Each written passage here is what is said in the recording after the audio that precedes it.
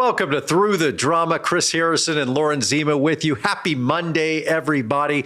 LZ, it was a big night and a big morning in my old hometown of Oklahoma City as the Thunder won the NBA championship last night, taking down the Indiana Pacers in a big Game 7. Congratulations. My favorite part was learning that you were not rooting for your college team, which I thought was happening because he kept saying OKC and you went to Oklahoma City University. And either way, I love how much you support where you went to school, where you were a sports broadcaster. Love it. It is where I cut my teeth. I went to college there and then became a sportscaster and started my broadcasting career in Oklahoma City. And I love those people. And it really took some brave, kind of forward-thinking people in the 90s to start thinking about making Oklahoma City a pro town. And they got the Thunder back in 2008. So it's kind of cool to see all of this come full circle and them win, because it does mean a lot to that city. So to have seen the arc in that story, to really make an impact, to make Oklahoma City a better city, and then to see this all happen is awesome. Congratulations. Yeah.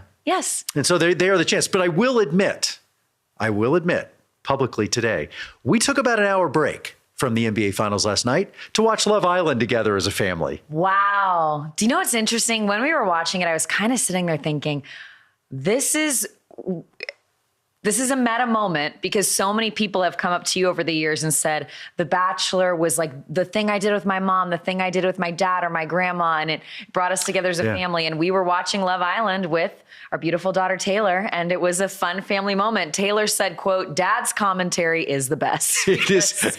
You are a little savage about the Love Island folks. But is that the show we need to do where I comment on a reality show? Because I'm kind of, we stop the show often and where I break down what's probably happening behind the scenes, what the producers are saying, the long breaks they're taking before. And so it is interesting to kind of watch the show. I think they're doing what The Bachelor forgot how to do or lost the ability to do. I'm going to say it. Love Island is casting the right people. They are bringing the right excitement to a reality TV dating show. And their viewership is at an all-time high. I mean, confusingly, the American version of Love Island was on for several years on CBS. And it was actually when I was at ET, which is owned by CBS, and we kind of had to help promote it. And I just remember thinking, this show became big in the UK a little bit because it's kind of raunchy. It's not the same love story show of The Bachelor of find your husband or wife. It's find somebody you enjoy hooking up with, see who's still standing at the end. And they moved it to streaming. And even then it struggled a little bit on Peacock. But these last 2 seasons, they've got the casting down.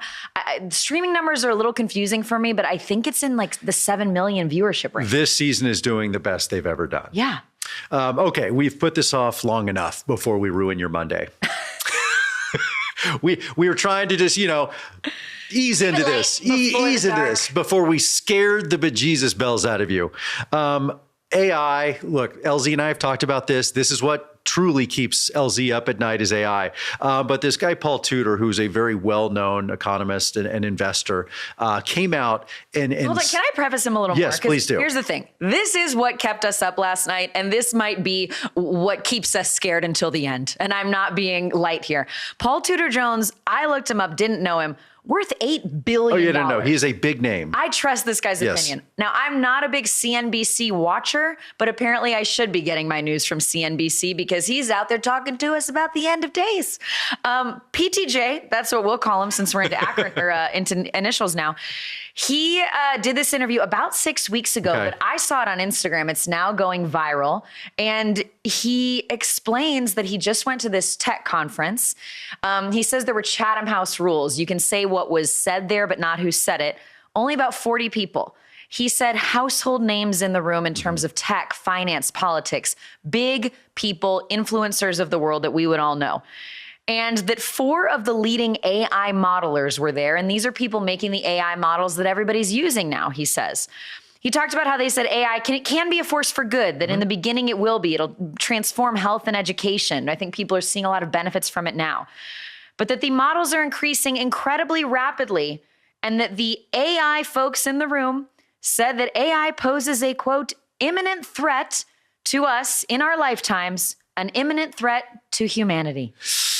Should we play the clip and then discuss? Yeah, okay. yeah, that sounds serious. Let's hear what he had to say. Well, I want to explain this setup here that he said, These folks were asked, well, if it's an imminent threat, what are you doing? Here is what the AI modelers are doing in response to the AI that they're creating.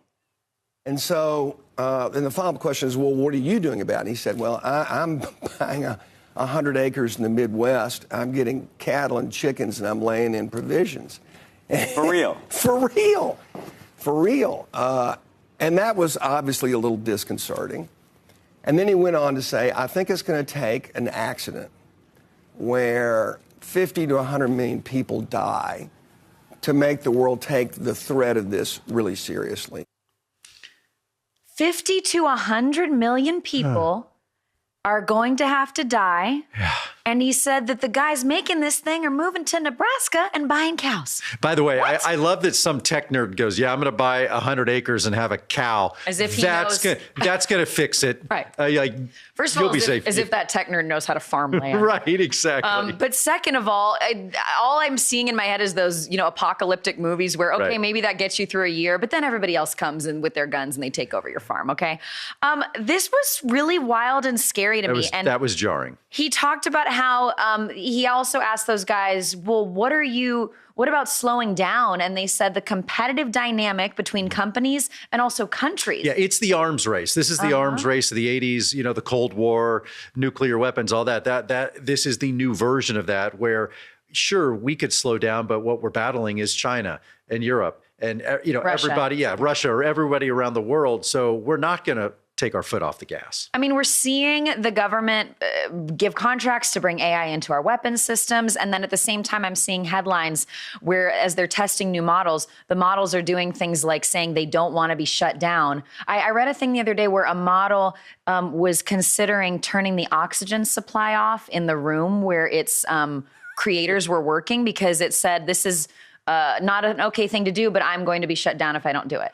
I can't believe that our demise was predicted by a movie many years ago. Have we seen The Terminator? Okay, well, we don't want to be terminated.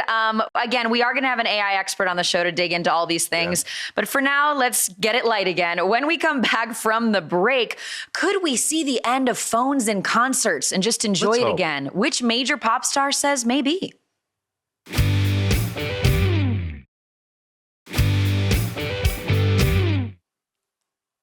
Welcome back to Through the Drama. We are starting our movie and entertainment news section off with Pixar's biggest box office bomb ever. I hate saying that. Pixar has given us so many movies over the years that we've loved for kids and adults. The Incredibles, Toy Story, Inside Out, a million movies you could list, but people are saying, is this the end of this beloved animation studio? They had a bad weekend. I don't know how to say the name of this movie, I'll be honest. Elio. It will open last weekend. You probably haven't heard of it because it was Pixar's lowest box office opening ever. Now, in my defense, part of why we don't know how to say the movie, I went back and watched a bunch of trailers. They don't say the name of the movie in the trailer. It just comes up on screen. And let me blow your mind a little bit with some of this confusion. Remember the movie Luca that came out in the pandemic? This kid, Elio, is supposed to be Luca's cousin. Who knew? Now we don't have sequels. We have cousin movies. So the movie did 21 million. It cost 150 million. So that is, here's maybe one smidgen of bright note here. Elemental also started off really slow and ended up finding an audience and did well for Disney Pixar. So they're hoping and praying that this does well, but it's not looking great. You know what did do great? Horror movies. Oh, well, yeah. 28 years later, this weekend came out as well. It finished number 2 at the box office. It only cost $60 million. It did $60 million. It did $30 million domestic, $30 million overseas. Recouped. It's already made, the money, and they already have shot, kind of like Mission Impossible, they already shot the sequel. Well, that's part of why horror movies have been so popular in recent years, because they're cheaper to make and people go see them. Teenagers go to see them. And I don't love that. I don't want horror movies to be the thing we're all intaking the most. I didn't know it's a zombie Yes, the original was 28 Days Later with Cillian Murphy. It was a low-budget movie that was a hit decades ago. And so this is actually a decades-long franchise. Right. And this is going to be part of a trilogy, this next. So they have already shot the second one. The third one is getting ready to go into. So going back to the trailer, that trailer is actually winning some awards, the 28 Years Later trailer, because it was so sort of mysterious and attention-grabbing from the beginning. Elio, the trailer first came out 2 years ago. The movie was supposed to come out last year. Yeah. The first trailer says in 2024. I think they just really messed up the marketing on this one. And the problem is that the horror movie budget, $60 million. The Pixar movie budget, $180. Right. I've wondered, why have movies gotten so expensive in recent years? And Justine Bateman, who is a former actress on Family Ties, she talks a lot about the industry now. She helped me understand it. She explained in an interview that basically movie studios kind of figured out, if we do a big budget movie, we have to put just as much of our effort into it, just as many hours on it as a small budget movie. But our recoup is bigger. Like, we get bigger dollars out of a big budget movie. But then the problem is, when the movie doesn't make money, then everyone's like, originals are dead. They're not. I wouldn't even call this an original. It was a cousin movie, and I'm confused by it. You know who is making money now? Finally, the Dallas Cowboys Cheerleaders. They are finally making their money, often imitated, never equaled, the Dallas Cowboys Cheerleaders. The new season of the Dallas Cowboys Cheerleaders, kind of America's Sweethearts on Netflix. America's Sweethearts, yes, behind the scenes showing the Dallas Cowboys Cheerleaders. So at the end of last year, a big to-do was made on the fact that these ladies are not making any money at all. I mean, nothing. What was it? It was, they made a couple $100 a game. Yeah. So, well, there was a lawsuit. So this was kind of hush-hush, but there was a 2017 lawsuit that kind of revealed that they were only making about $8 an hour. Oh my God. The mascot, Rowdy, whoever that guy or girl was making $25 an hour. So they make a flat fee for games, and they make an hourly rate for all the practice and the other things that they do. But in 2022, rumors were they were making about $75,000 a year. So if they got a 400% raise, and that's what the word is, that they got a 400% raise, now these ladies are making upwards of $300,000. Wait. If my math is correct, which probably it's not. Yeah, I was going to say, I don't understand. I mean, I'm not good at math, but I don't understand the $75,000 if they were only making a couple $100. So after the lawsuit, they got a little bit of a raise. Okay. So in 2022, but that raise was only like $15 to $20 an hour. The math isn't mathing for me, but bottom line, I think they were making way less than they should have been, considering the hours in practice, the hours at games, the maintenance on their bodies, their hair, their makeup, everything that they have to do, plus how much money the franchise is making. Right. I mean, you have the Dallas Cowboys. You know, I don't know my sports, but I know that's a big team. So how much money are they making? Plus the fact that they now have a hit Netflix show on their hands where these girls are all the stars. I want to know how much they're making for being on the Netflix show. Well, they made them believe back in the day, they call themselves the old timers, it was an honor just to be a part of the franchise. Okay, but let me tell you, they're still doing that. Right. I watched the first few episodes of season 2 last night because I wanted to prepare for this. I couldn't watch it all. I will say, much like many streaming shows, I really like the shows. Does every episode need to be an hour? You know, I don't know if I need to see that much footage of the girls stretching. They're beautiful, but it's just a lot of time, and an hour is a movie. But it's a good show, and the women are still talking about how they are told, and I was told this in our profession, do you know how many people want this job? If you want to leave, there's the door. There's a million girls who would take your place. Well, I think in the old days, it was a lot easier to have a full-time job along with jumping in and being a Dallas Cowboys cheerleader. Now, it really is a full-time job, as much as they work, as much as they practice, all the appearances, et cetera. There's so much more to their lives now. It really is a full-time job, but now they're making well into the six figures. So good on them. Good on the Cowboys for saying, we're going to make this change. Well, I haven't finished watching, but this is a bit of a spoiler alert because apparently it's revealed in the end of the season that they're making this increase. It's still good. I would still watch it because you want to watch the journey of the women auditioning, and it's an emotional show. I teared up a few times. There's one woman who's one of the leaders of the veterans, so they only have 4 of them. she is working 3 jobs in addition to being a Dallas Cowboys cheerleader. So cost of living in Dallas can't be cheap. There's a lot going on there, and congrats to the ladies. Your thoughts when we go to concerts? Obviously, we all know the one thing you see is just everybody holding up a phone. I hate it. It is. It takes you out of the moment. And I don't know what people do with hours and hours of footage.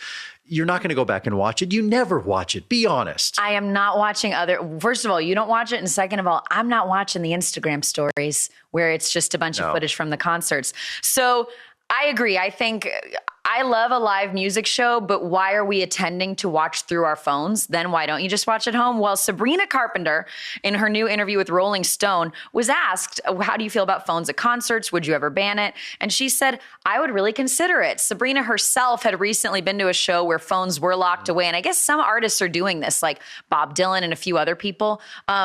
And she said it was, quote, the best concert I've ever been to. She did say it felt like I was back in the 70s. Sabrina, as someone who was there in the 70s, take it easy. We don't have to go back that far, right, okay? We could have said early 2000s. Yeah, the we didn't 90s. Have video on our Yeah, phones exactly. then. I thought it was funny that she said that. It was at a Silk Sonic show in Vegas. Apparently Adele also does this, Madonna. That's a lift. Because we've been to comedy shows where people... The Mothership, Joe Rogan's Mothership does that here in Austin. Which I love because it allows the comedians to practice their comedy without fear of a clip maybe going wrong or they're just testing a joke. And it makes you have a communal experience in the moment. Well, and was it Segura that we went to see? And they had a very strict no phone policy Moody there. Center, yeah. And I will say, look, you go to the Masters golf tournament and they are famous for you do not take your phone even on the grounds. And if you see the highlights, like yesterday at whatever Travelers Insurance Company Open that was going on, it's just everyone has their phones. Everyone's around every player. And then you see the Masters, no phones. It's just everyone watching. It looks so pure. So it is feasible. That's what I was wondering. But it sounds like there are big enough shows where they are locking up people's phones. It is feasible to do this. I was picturing, how are you going to do this logistically in a stadium of all these people? But what also cracked me up about Sabrina was that she said, in terms of why she'd want to get rid of phones, it actually was personal. She said, well, right now, she's saying right now she looks good, but she says, right now my skin is soft and supple. It's fine. Do not zoom in on me when I'm 80 years old up there. All right, we get it. Sabrina, I understand. I understand. Well, when we come back, Bruce Springsteen about to hit the big screen in a biopic. Is this a biopic we need? We're going to discuss next.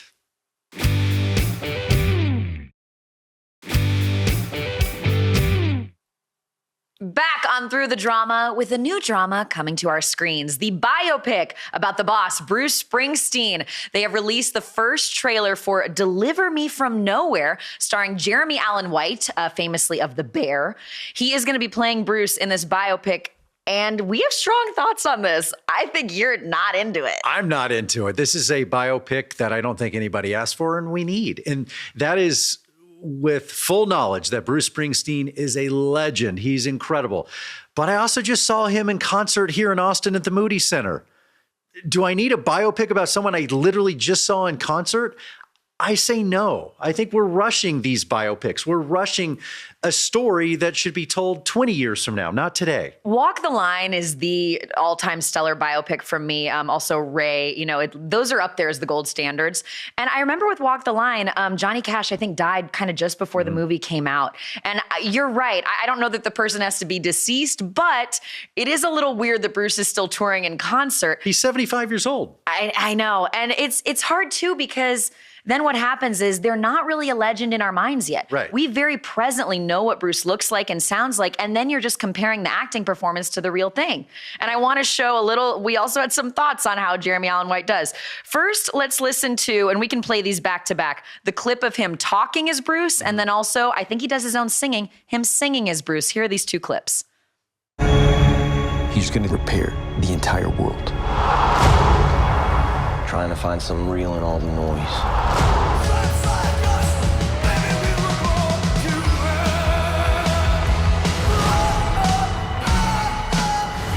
Singing, crushing it. Yeah, I was going to say, him singing is amazing.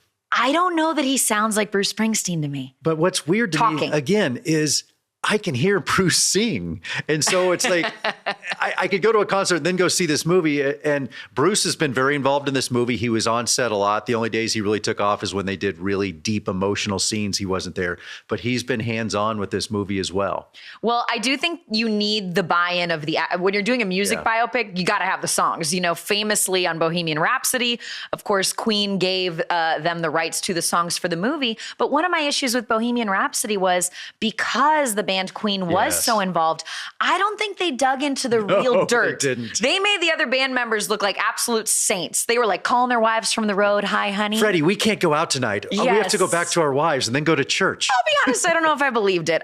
So you get a little bit of both when you have the buy-in of the star. What Bruce will have to do is really let them dig into the dark parts of his life. Because again, Walk the Line, I think we loved that because they showed the real raw, the drug use that Johnny Cash was going through and the addiction and that kind of thing. My question is, what is the extraordinary story? When Timothée Chalamet did the Bob Dylan story, Bob Dylan, a legend, great songwriter, he doesn't have that extraordinary story. It was just, I mean, he's a success and he's a great songwriter. Something you overcame. Not something I really need to see in a movie. And same thing with Bruce is, Bruce has been around, you know, he was a huge hit in the 80s, 90s, 2000s. I mean, his longevity is remarkable.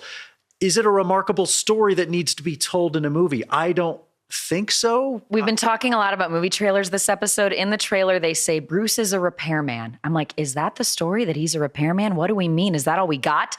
Yeah, my prediction is this might be a good acting movie. I don't know if it's going to be a good movie. The movie I really wish they had done is John Cougar Mellencamp and Bruce Springsteen and how they kind of rose together at the same time in the 80s. Oh. And now they've become great friends, and Mellencamp calls Bruce his older brother. So that's the story I think we needed together. Wow. Okay. Well, from reality TV to film, honey, maybe that's your next chapter. It's called Deliver Me From Nowhere. I'm also not sure that title is going to deliver me to the theater, but I'm a Bruce fan and I hope it's good. And everybody, it's been good talking to all of you. We will see you again tomorrow. We love you. We appreciate you. And we have a lot more drama to get through. Thanks, everybody. Have a great day. Have a good Monday.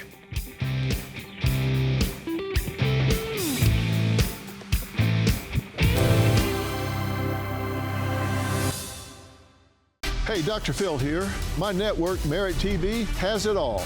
Now, let me blow your mind. Merit TV's got the news that matters. The selection of a new pope. Entertainment you crave. Busted. Everybody in good mood today? And live events. Surprise. What am I, chopped liver? With serious punch. Big shot! Go to merittv.com and download the Merit TV app today.